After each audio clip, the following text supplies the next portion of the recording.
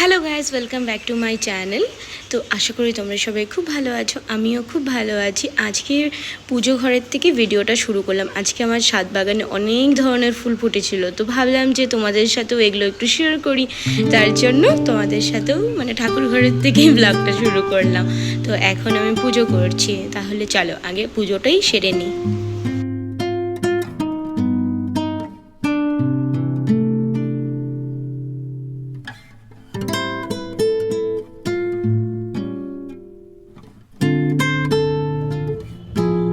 পুজো সেরে রান্নাঘরে চলে এলাম। এখন কড়াইতে অল্প গরম তেল দিয়ে দিয়েছি, কারণ আজকে আমি বানাবো হচ্ছে আলু পোস্ত।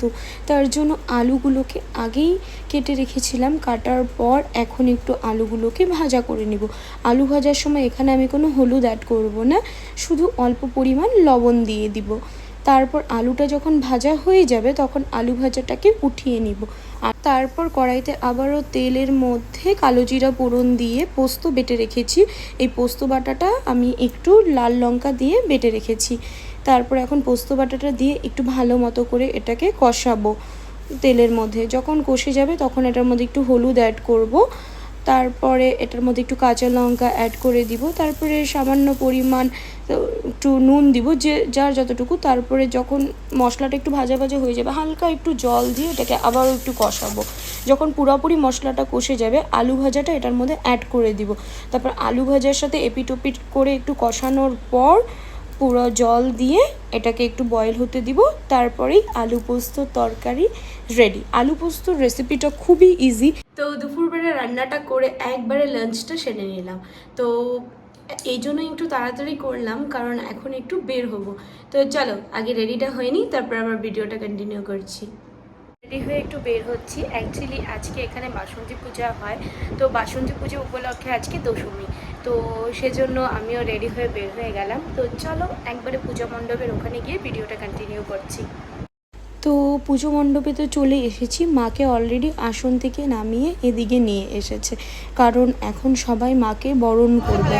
তো সবাই বরণের জন্য প্রস্তুতি নিচ্ছে। আর এইদিকে তো দিদি ববিদি তো একদম দারুণ নাচানাচি শুরু করে দিয়েছে, কারণ দশমী বলে কথা।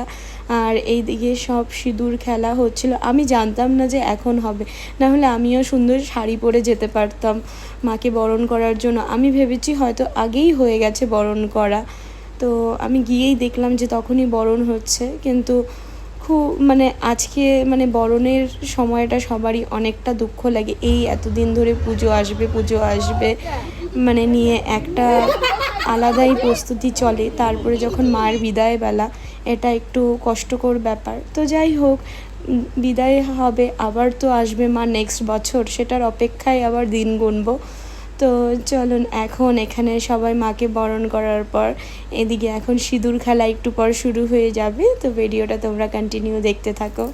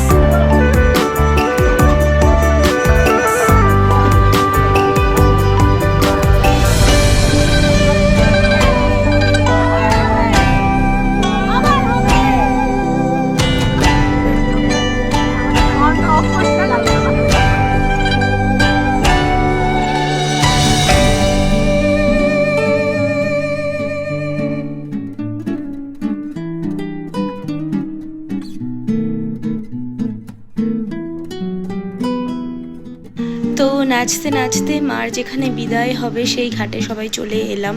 এখন মার বিদায়ের সময়। মা সবাইকে যাতে সুস্থ রাখে, ভালো রাখে, আর এইভাবেই যাতে বছর বছর মা সবাইকে হাসি খুশি রেখে যাতে ফিরে আসে। তো চলুন আজকের ভিডিওটা তাহলে এখানেই এন্ড করে দিচ্ছি। যদি আমার ভিডিওটা সবার ভালো লেগে থাকে please like share and subscribe. আর সবাই সুস্থ থাকুন, ভালো থাকুন। ফিরছি নেক্সট ভিডিও নিয়ে। টাটা।